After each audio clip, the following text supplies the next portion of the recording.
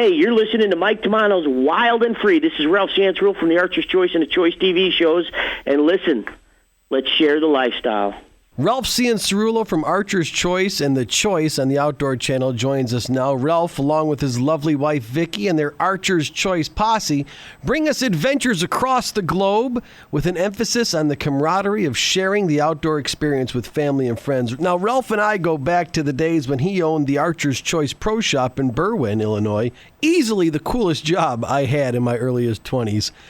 Ralph, welcome back to Mike Tomano's. Hey, buddy, how you doing? How's everything? Things are good. You know, we're just having a ball. We're hunting and fishing and camping and hiking, and I've got an 8-year-old daughter who loves to fling arrows. That's the future. That is. And you emphasize that on your TV shows, that women and children. Ralph, you were a pioneer in the late 80s with the advent of hunting videos. That's when it all kind of began for you. Yes, sir. Yeah, we saw a little niche that was just starting, and was fortunate enough to get on it, and never thought it would go to TV, but it's been incredible. It's been an incredible ride, and you just always got to stay focused and never lose sight where you came from. Right, and now hosting 2 shows, that's got to be a more than a full-time job. That's 2 full-time jobs. Oh, buddy. Yeah, it'll keep you going. That's for dang sure, man. Now, one of your earliest notable achievements as a bow hunter was being asked to represent bow hunting in Russia. Can you tell us a little bit about that? Yeah, that Russia deal was pretty cool. That was in, 91.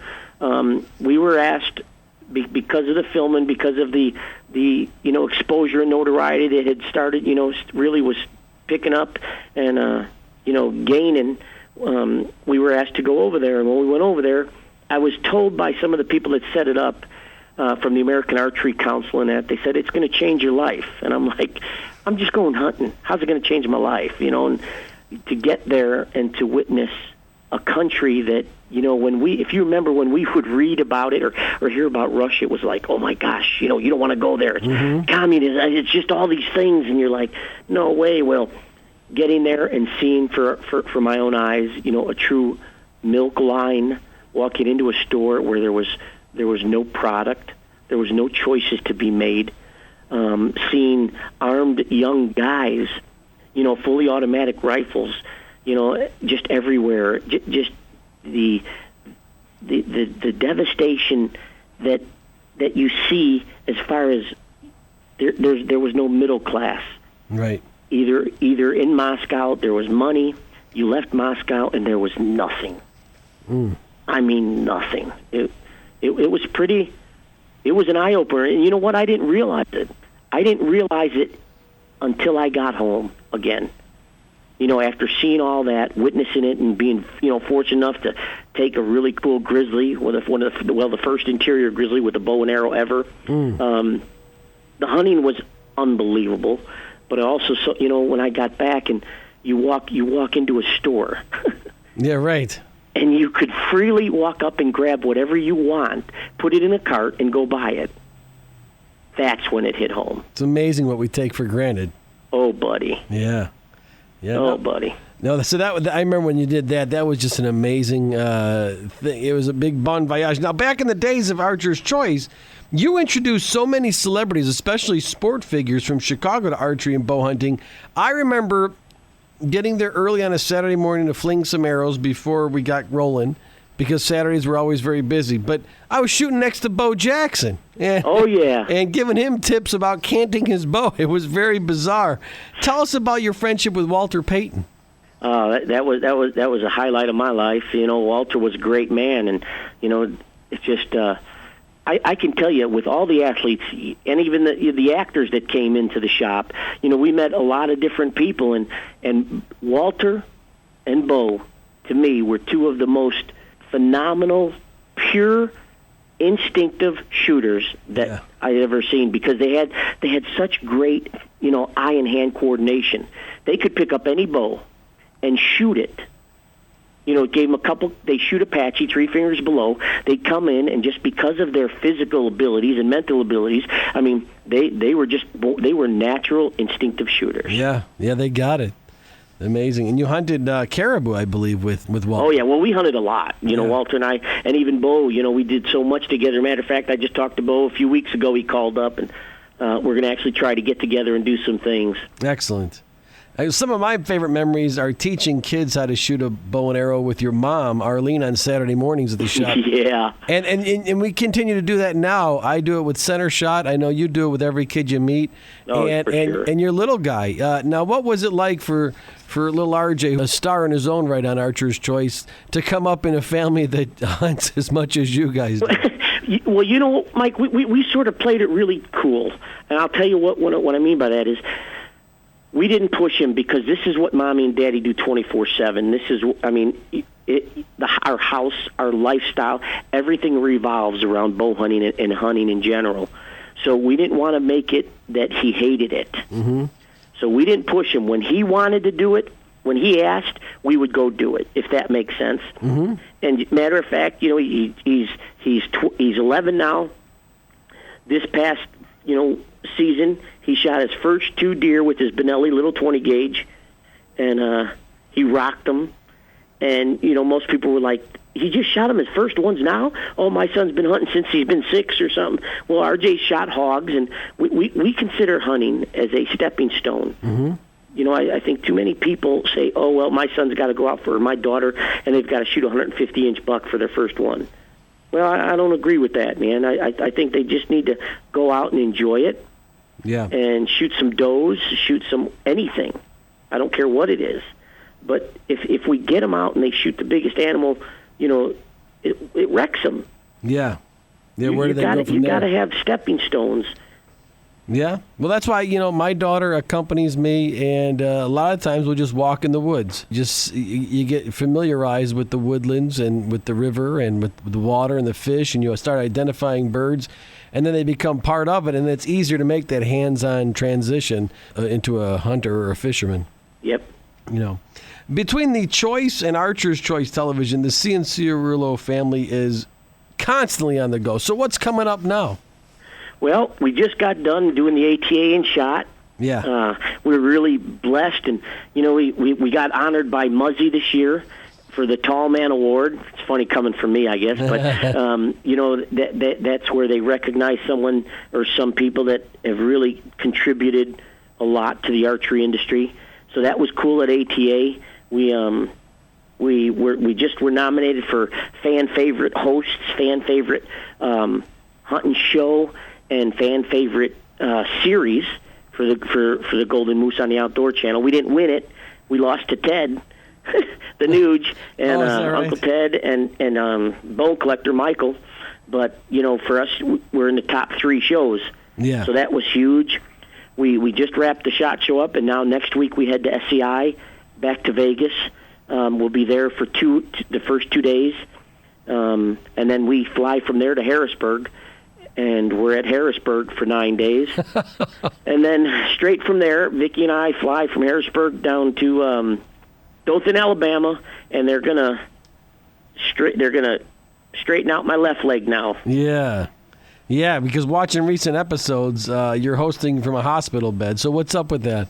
Buddy, they had to replace my knee. I tore it up, playing sports growing up and all the mountain stuff, and it just you wear things out. Yeah. And we did, and so now I have a totally titanium knee on the right side, and Dr. Chris said that you realize that once I get done with this and I start being able to start my training, that I'm probably going to put more pressure on that left one, and it's going to create problems. Well, this year up in the Yukon and everywhere else we were, I ended up tearing the meniscus on the left one. Ugh. So now they're going to not only scope it, but they're going to go in, they're going to cut the bone, and they're going to straighten my leg because, I'm bow-legged, but they straightened the right one, so my right side's taller than my left, so now they're going to make the left equal. Well, Godspeed, Ralph. Thank you, brother. Thank you. Knowing you as long as I have and watching videos of you, you have an uncanny ability at stalking and getting close. I've seen you mere feet away from elk. Give us some advice on stalking, which really is the most adrenaline-pushing absolutely. Hunting method. Mike, for sure. And honestly, buddy, what it takes is patience. Sometimes you start to rush things, and you got to remember that every wild animal, they're not like a human being. Every wild animal, they go somewhere or they make movements for a purpose. Mm-hmm. We as humans do a lot just to do it. An animal, like, for example, a deer, back here in Illinois, a deer, when we get the snow, they're going to bed very close to a buck is going to bed very close to his bedding or to his feeding area, because he knows he doesn't want to waste a lot of energy going from bedding to feed and burn up a lot of body fat, especially if he knows, the winters are going to be worse. Right. Well, guess what? You remember the old saying, I think it was a drawing, a cartoon, it was 2 or 3 vultures up in a tree, patience my butt, I got to go kill something? Yeah, right. Well, the thing is patience is everything. Understanding, your movement at the right time, always checking the wind. Don't get caught up in this hype stuff. Oh, forget the wind, just hunt, because the wind is everything. Mm-hmm. And, just take your time, go slow, use any contours of the land that you can or structure. You may be belly crawling for 300 yards. So what? Right. You're trying to make that one shot, and that one shot is what it all boils down to. I think it's just like we just watched, with the Patriots and the Ravens, right. That field goal attempt, right? Wasn't it? No, 49ers. I forgot even last night. But, that one, here it is. Here's the one chance. And either you make it or you don't. Spotting and stalking, to me, is still it's the ultimate. Yeah. I just love it, and I like to be sneaky. I like to, there's something about closing that distance and making that shot with your bow. It's just it's captivating. Amazing. What was the first big game animal you killed with a bow and arrow? Deer. Okay. Close to home? Pardon me? Close to home, yeah. Shot and missed a bunch. Yeah. Finally connected, and I got that in my soul before I was 10, as far as, just watching that arrow fly, and that just captivated me, and it's to this day, I still, I love it. Yeah, you're thrilled at it. Oh, I love it. Well, you were one of my mentors in archery, and... Oh, you're screwed. Yeah. Who were some of the people that influenced you in the beginning? Wow. I'd have to tell you one, Fred Bear. Yeah. Fred Bear, Howard Hill. I remember sitting there watching Tembo, when Howard Hill went to Africa. I remember watching Fred shoot that brown bear behind the rock, up in Alaska. I mean, there's so many, things. And then, there's others that people, may not have heard of. M.R. James, founder of Bowhunter Magazine. M.R. had a dream, and look what he's turned it into. There's so many people that, some of us, we or some people may not even have heard of. There's an archer that's still around, Tommy Hoffman. Okay. Tommy's, had a very great career. Made some serious money, and travels all over. He's shot the World Slam of sheep with a bow and arrow. Not just the Grand Slam, but the World Slam. Wow. He's traveling to different countries doing that. I mean, and what a great guy, doing all this. It's not gone to his head. Today with this TV, a lot of people, it's just an ego ride. Mm-hmm.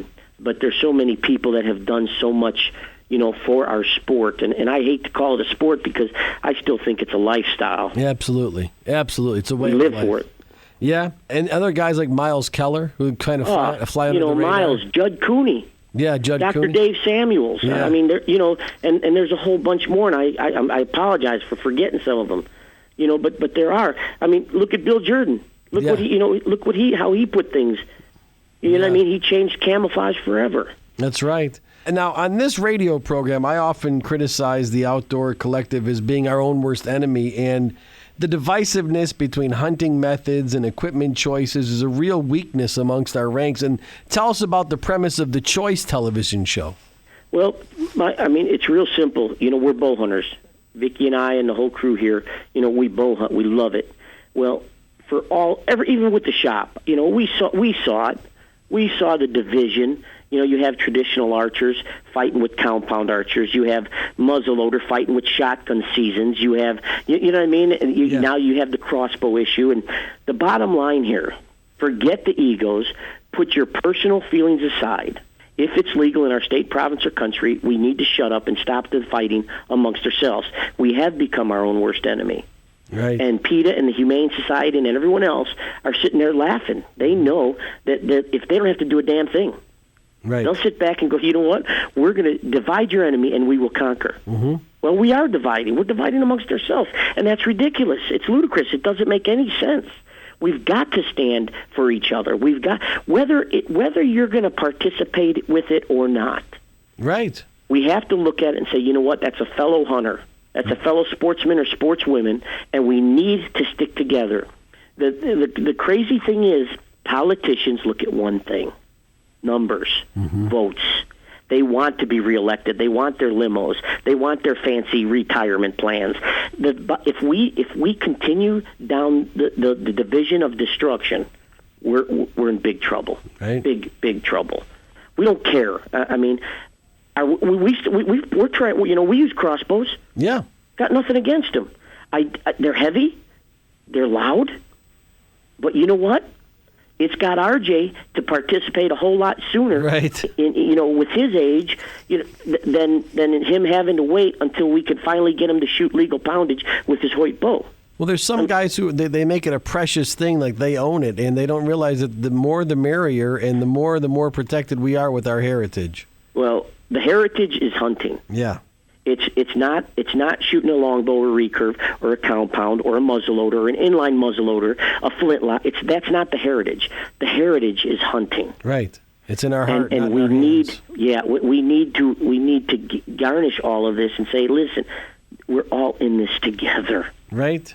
Well, thanks for doing that on the choice. And so now, what's in store for the Archer's Choice Posse? I know you got a bunch of guys out there, and the fun part about the show is, man, you guys razz each other, and if you miss, a lot of guys would say, okay, don't put that on. Oh yeah. You put them all on. Oh buddy, you miss, it's going. Don't worry.